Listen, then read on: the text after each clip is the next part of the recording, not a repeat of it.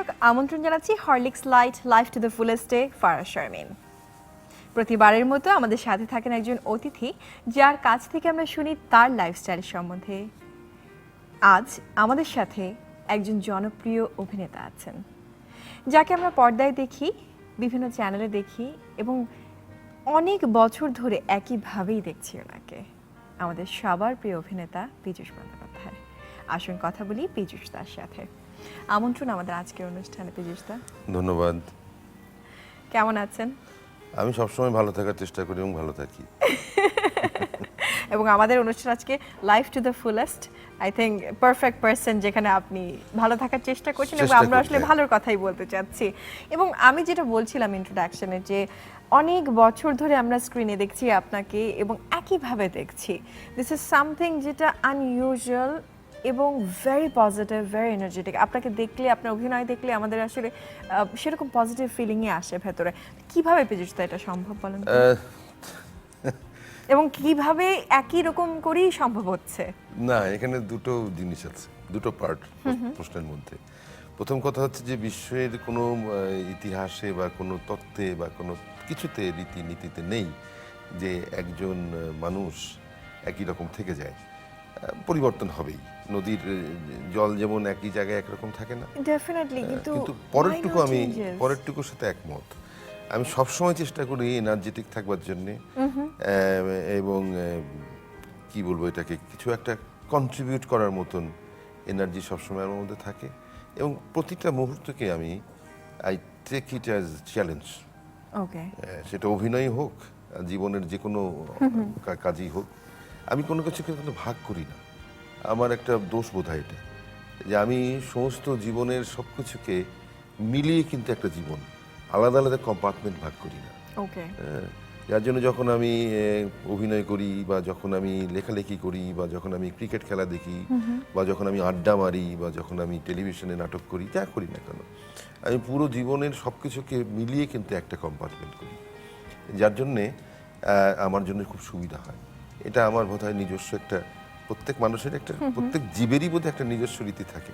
একটা তেলাপোকারও তো নিজস্ব রীতি থাকে, কি করে তাকে চলতে হয়, ফিরতে হয়, বাঁচতে হয়। আমারও বোধহয় তাই। কিন্তু আপনি যেটা বললেন যে এই একটা দোষ মনে হয়, এই দোষটা মনে হয় আপনার খুব ভালো দোষ। মুখে ফুল চন্দন পড়ুক।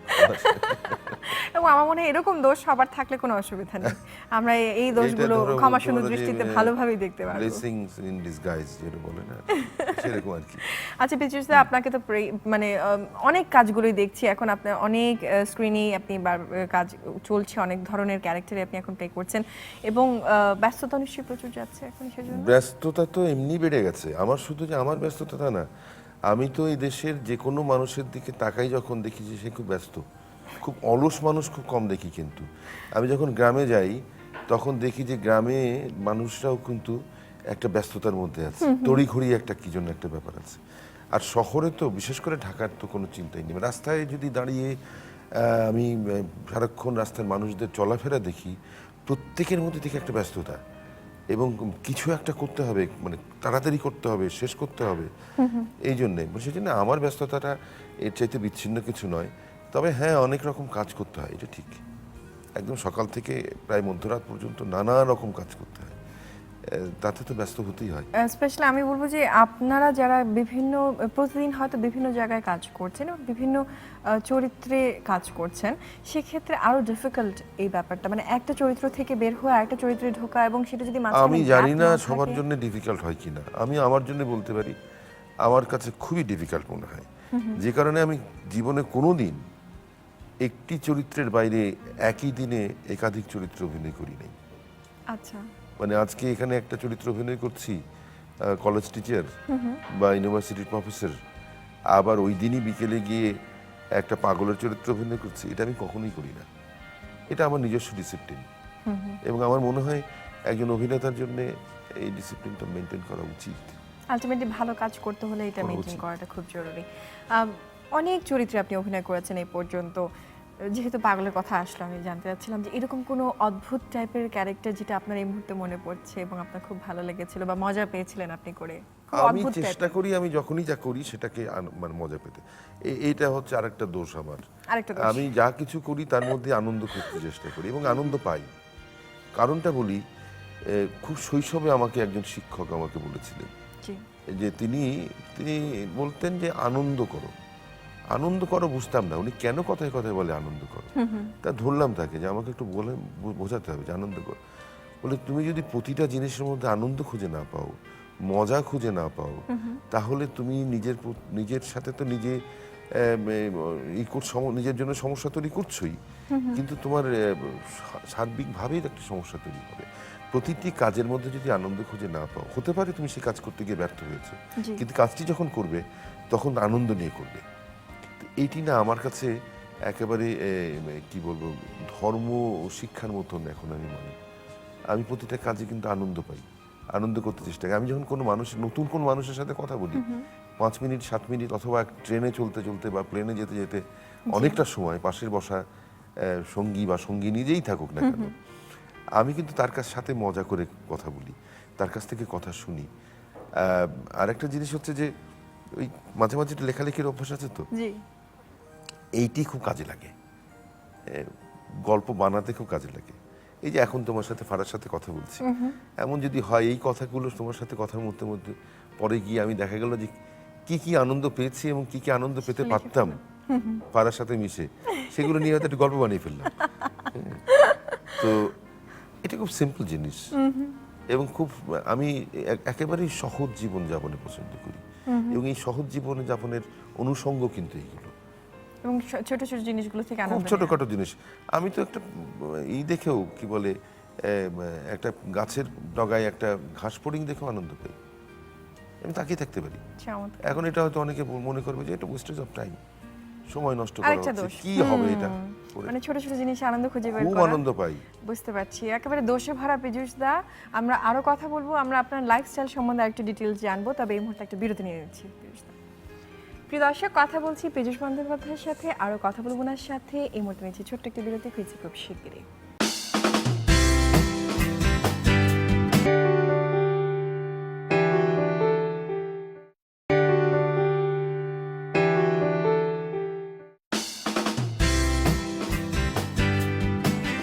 আপনারা দেখছেন Horlicks Light life to the fullest. কথা বলছি পীযূষ দার সাথে।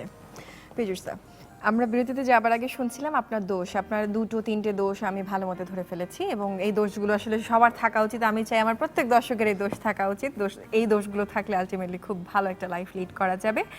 আপনি এবার বলেন, আপনার যে প্রতিদিনকার রুটিন, আদৌ কি কোনো রুটিন আছে কিনা? আমার মনে হয় আছে, যেটা আপনার কথা শুনে মনে হচ্ছিল। আমি খুব কেয়ারফুলি কেয়ারলেস থাকার চেষ্টা করি। Carefully careless.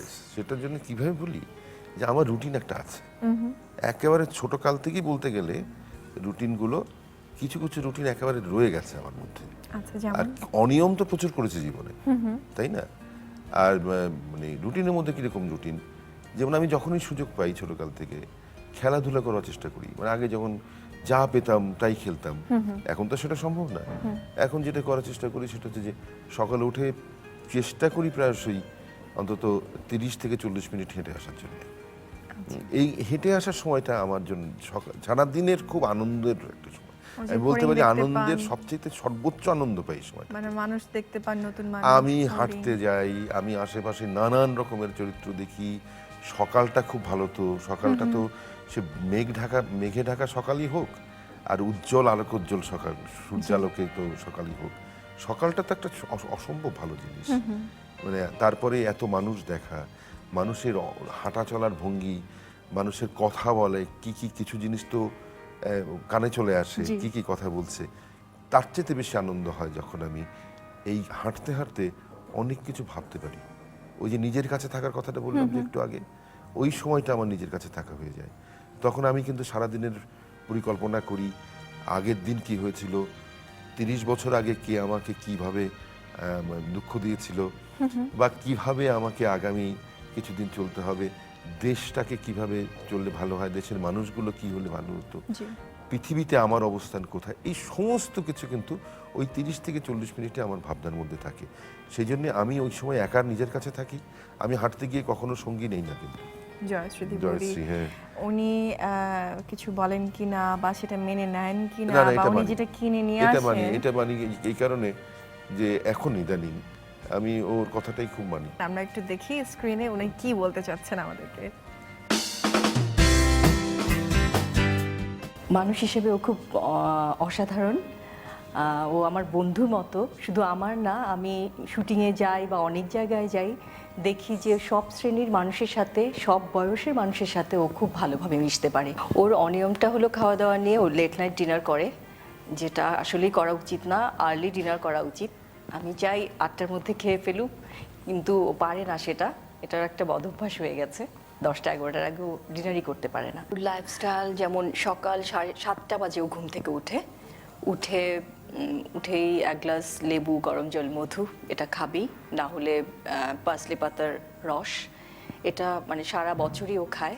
খেয়ে ও 1 ঘন্টা হেঁটে আসে, হেঁটে আসার পরে 9:45 থেকে 9টার মধ্যে ব্রেকফাস্ট, একদম 2 হাতে বানানো রুটি, লাল আটার, সবজি, দই, ডিমের সাদা অংশ, তারপর জুস আর ফ্রুটস, এটা ওর ব্রেকফাস্টে থাকবেই। দুপুরবেলা ও খায় স্যুপ খায় আর স্যালাড খায়। তারপর রাতে মিক্স ভেজিটেবল কিংবা 2 টুকরো মাছ, 2 টুকরো মাংস, এটা ওর সবসময়ের অভ্যাস। আর ও প্রচুর পানি খায়। তারপর গ্রিন টি সবসময় খায়। এই ওর রেগুলার। ও প্রতিটা ক্ষেত্রে ও গোছানো খুব। ও রেগুলার হাঁটে, এটা জিমে যাওয়া হয় না আসলে, কাজের চাপে আমরা যেসব প্রফেশনে আছি, জিমে যাওয়াটা খুব টাফ আমাদের জন্য মেনটেন করা। তারপর কাপড় চোপড়ের দিকে ওর খেয়াল থাকে। ওর ডিজাইনার এখন আমি, বিয়ের পরে। ও নিজে কিছুই দেখে না, সব কিছু আমাকে খালি ক্যারেক্টারটা বলে দেয়, আমি সব গুছিয়ে দিই। ওর লাইফস্টাইলের একটা বড় অংশ হচ্ছে বই পড়া আর বই কেনা। আর ও যখনই একটা বই পড়বে, ও আমাকে সেই বইটার কথা বলবে। ওর যদি ভালো লাগে আমাকে বলবে যে এই বইটা পড়ো, এটাই আমার জন্য খুব সুবিধা হয়। আর বইয়ের প্রতি ওর আসলে আলাদা ধরনের একটা, মানে কি বলবো, ও মানে সবচেয়ে বেশি ভালোবাসে বই পৃথিবীতে। আর ও লিখতে খুব পছন্দ করে। আমি যদি বলি একটু ল্যাপটপে বসো, এটা শেখো, সেগুলো করবে না, বলবে এর চেয়ে আমি বসে 2 লাইন লিখি, আমার ওইটাই অনেক, আমি এনজয় করবো। জয়শ্রুতির কথা পুরোই মনে হচ্ছে যে আপনি খুব রুটিন লাইফ লিড করছেন এবং সেই সাথে ব্যালেন্স ডায়েট এনশিওর করার জন্য জয়শ্রুতি যথেষ্ট চেষ্টাও করে যাচ্ছেন। না, আমি আমার জীবনে কোনো কিছুকে বাধ্যবাধকতামূলক করি না।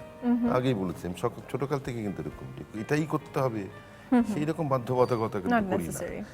কথাটা ঠিকই বলেছে যে ও যথেষ্ট খাবারের ব্যাপারে সচেতন, আমি কি পছন্দ করি এবং কি খাওয়া উচিত ঠিক করে দেয়। তার মাঝে কি আমি আলাদা করে হঠাৎ করে সিঙ্গারা খেয়ে ফেলি না? ও তো বলছিল তো নিশ্চয়ই কাজের মাঝে অনেক সিঙ্গারা কিছু। খাবো না কেন? সিঙ্গারার মতো প্রিয় জিনিস পৃথিবীতে আর কি আছে, তাই না? কিন্তু একটা কথা, এইগুলো একটু মেনে খাওয়া উচিত। সিঙ্গারাটা যেখানে সেখানে যেভাবে যেসব তেলে ভাজা হয় দোকান থেকে না খেয়ে বাড়িতে কম তেলে ভেজে খেলে খুব ভালো, মানে হেলদি ভাবে জিনিসটা হেলদি ভাবে আলটিমেটলি বাসায় করা। এই বিষয়টি কিন্তু খুব জরুরি। এইটি খুব জরুরি জিনিস। মানে যা পাই তাই খাই বলে যা ইচ্ছা তাই খেয়ে ফেলবো তা না, কিন্তু খেতে ইচ্ছে করলে নিশ্চয়ই খাবো, কেন খাবো না? আমি মনকে কেন কষ্ট দেবো? আমি মনকে কিন্তু খুব গুরুত্ব দিই। আমি যদি কেউ আমাকে বলে যে আপনি মাথা দিয়ে চলেন না মন দিয়ে চলেন, বুক দিয়ে চলেন, মন দিয়ে চলেন, আমি বলি আমি বুক দিয়ে চলি। আমি তাই করি ভাই, যখন চাহে মন যা, হয়ে গেল। তো এই খাওয়ার ব্যাপারটাতে একটুখানি গুছিয়ে খাওয়া উচিত। কারণ এখনকার দিনে যা কিছু অবস্থা, জয়া তো অনেক কিছু বলেছে, কিন্তু আমি যে ছোটবেলায় খুব হরলিক্স খেতাম সেটা কিন্তু বলেনি, বিকজ ও তো ছোটবেলায় দেখেনি আমাকে। তখন আপনি বড়বেলায় কেন হরলিক্স খাচ্ছেন? বড়বেলায় হরলিক্স খাওয়া হয় না, যে হরলিক্সটা না, ছোটবেলার অনেক জিনিস এখন অনেক দূরে দূরে চলে গেছে। যেমন ছোটবেলার খুব প্রিয় জিনিস ছিল ঘুড়ি, ঘুড়িটার এখন নিয়মিত পাই না। ছোটবেলায় খুব মার্বেল খেলতাম, মার্বেল তো আর সারাদিন পাই না, স্বপ্নে কিন্তু এগুলো আসে। হরলিক্সটাও যে মাঝে মাঝে স্বপ্নে আসে না তা না, কিন্তু স্বপ্নের থেকে বাস্তবেও আমরা এখন হরলিক্স আনার জন্য ব্যবস্থা করেছি এবং হরলিক্স লাইটটা পারফেক্ট আমাদের জন্য। যদি তাই হয় যে হরলিক্স এই খেলে জন্য যদি আমার ভালো মনে থাকি। হয় হরলিক্সটা আপনারা সেই হরলিক্স তো ছোটবেলায় গুলিয়ে খেতে ভালো লাগে, ছোটবেলায় তো গুলিয়েও খেতাম, মজা লাগে, এমনিও খেতাম, চামচে ভরে ভরে চুরি করে খেতাম। এক্স্যাক্টলি। এটা মোটামুটি সবারই মনে হয় আমাদের পছন্দ না, আমার মনে হরলিক্স হয় খালি খাওয়াটা ওটা অন্যরকম একটা টেস্ট। যাই হোক, আমার মনে হয় হরলিক্স লাইটটাও আপনি এবার ট্রাই করে দেখতে পারেন এবং এখন ছোটবেলার সেই আমেজটা আবার হয়তো ফেরত পেতে পারেন যদি রেগুলার খাওয়ার চেষ্টা করেন। Life to the fullest, life to the fullest Horlicks light. এবং আমি লাইফ টু দ্য ফুলেস্ট হিসেবেই মরতে চাই। পারফেক্ট। কিন্তু আমরা সেদিকে না যাই, আমরা আপনাকে লাইফ টু দ্য ফুলেস্ট হিসেবে দেখতে চাই সব সময়, সুস্থভাবে, একেবারে তোমাদের দোয়া, কর্মক্ষম। তোমাদের প্রার্থনা। আমরা এখন আরেকটা বিরতি নেব, তো বিরতির পর আবারও কথা বলছি আপনার সাথে। প্রিয় দর্শক, এই মুহূর্তে নিচ্ছি আরও একটি ছোট্ট বিরতি, ফিরছি খুব শিগগিরই।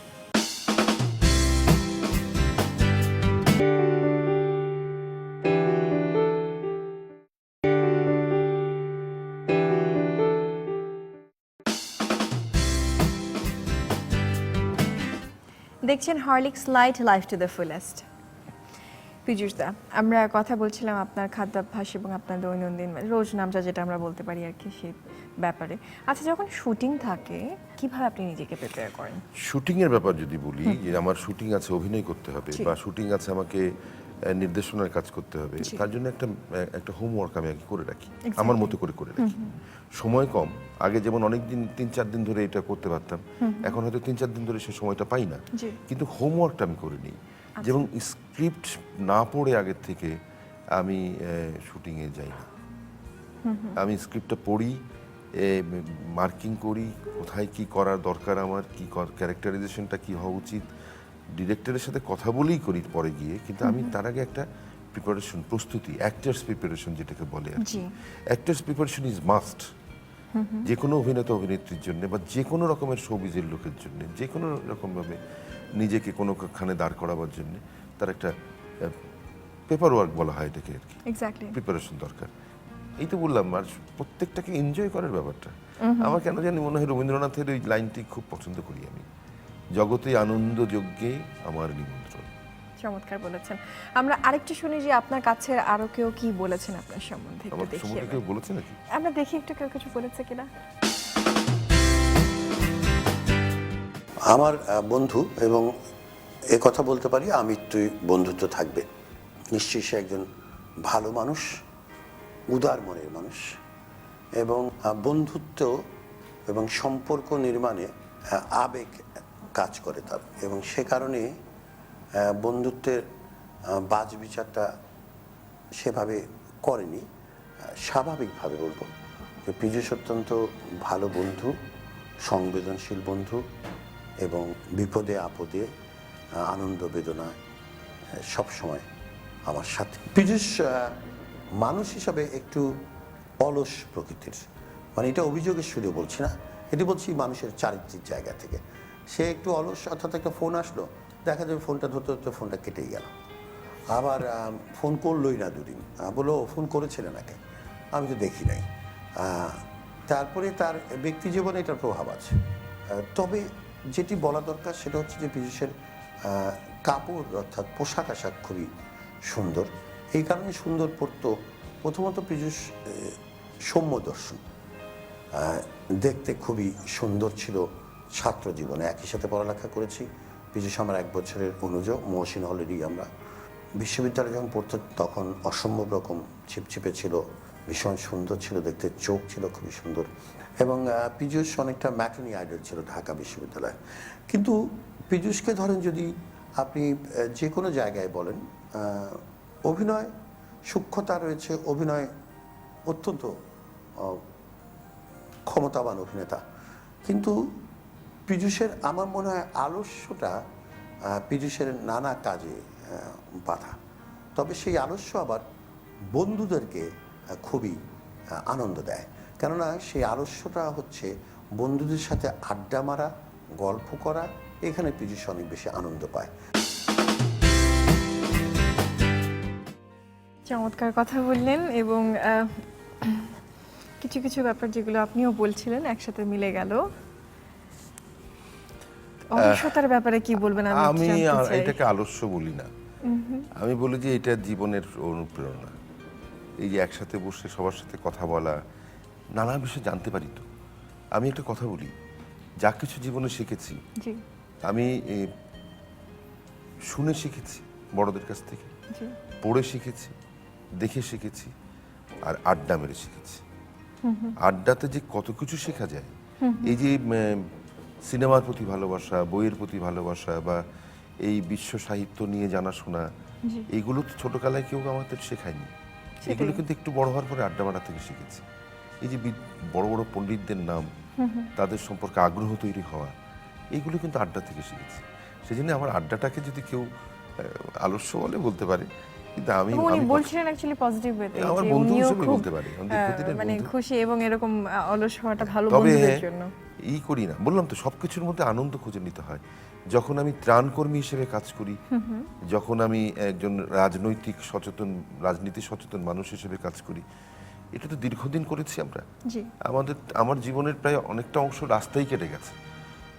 সেই 12 বছর বয়স থেকে মিছিল, তারপর থেকে মিছিল আন্দোলন, এই পুলিশি হয়রানি জি বা গ্রেপ্তারি পরোয়ানা নিয়ে ছুটে বেড়ানো, এগুলো তো করতে করতেই প্রায় জীবনটা পার হয়ে গেল। এই জন্য গুছিয়ে কখনো চলতে পারিনি, বা গুছিয়ে যে বলা হচ্ছে যে সৌম্য দর্শন টর্শন যেটা বলা হচ্ছে, এগুলো হচ্ছে বংশ থেকে পাওয়া, হয়তো বাবার কাছ থেকে পেয়েছি বা মার কাছ থেকে পেয়েছি, কিন্তু এটার জন্য কখনো খুব গোছগাছ করিনি। চমৎকার। বিজুতে আপনার সাথে এই মুহূর্তে এই অনুষ্ঠানে কথা বলে আসলে আমার খুব ভালো লাগলো, এবং আপনার এই মানে এই লেসনটা আমি নিজেও নিতে চাই, যে ভালো কিছু এবং ছোট ছোট জিনিস থেকে ভালো কিছু। চমৎকার, অনেক ধন্যবাদ বিজুষা। আর প্রশংসা করতে শিখতে হবে, অ্যাপ্রিসিয়েট করতে শিখতে হবে। রাইট, আমি যদি তোমার এই মালাটাকে দেখে যদি বলি যে তোমাকে খুব সুন্দর লাগছে, এটা আমি আমার সাথে হিপোক্রেসি করছি। ওকে, দ্যাটস ভেরি। আমরা কিন্তু আসলে নিজে থেকে অ্যাপ্রিশিয়েট করাটা খুব, স্পেশালি মেয়েরা মনে হয়, আজকাল আমরা খুব কার্পণ্য মহিলারা। করি আমরা। জি, মানে ভালো বলবো। আজকাল না, অনেকের মধ্যেই কার্পণ্যটা আছে। ভালোকে ভালো বলতে হবে, কালোকে কালো বলতে হবে। তুমি এই কাজটা ভালো করোনি, সেটা যেভাবে হোক, মুখে বলে হোক বা কাজ ভাবে ইঙ্গিতে বুঝিয়ে দিতে হবে যে তুমি কাজটা ভালো করছো না। জি তুমি 71 সালে রাজাকারি করেছো, তুমি ভালো করোনি। তুমি 71 সালে মুক্তিযুদ্ধ করেছো, তুমি ভালো দারুণ কাজ করেছো, জি, তাই না? এক্স্যাক্টলি, নাকি? ডেফিনেটলি। অ্যাপ্রিশিয়েট করাটাও আমাদের হ্যাঁ, অভ্যাসে নিয়ে জানতে আসতে হবে। হবে, এবং অভ্যাসটা যেন সবসময় করতে পারি আমরা, সেটাই দরকার। অনেক ধন্যবাদ পীযূষদা আমাদের সময় দেওয়ার জন্য। তোমাকেও ধন্যবাদ ফারা। এবং হরলিক্স খেতে হবে, এই তো। হরলিক্স লাইট আমার মনে হয় আপনার Okay. ভালোই লাগবে। Thank you. ধন্যবাদ। প্রিয় দর্শক, কথা বলছিলাম পীযূষ বন্দ্যোপাধ্যায়ের সাথে। পরবর্তীতে আবারও হাজির হব নতুন এক অতিথি নিয়ে। সবাই ভালো থাকবেন, সুস্থ থাকবেন।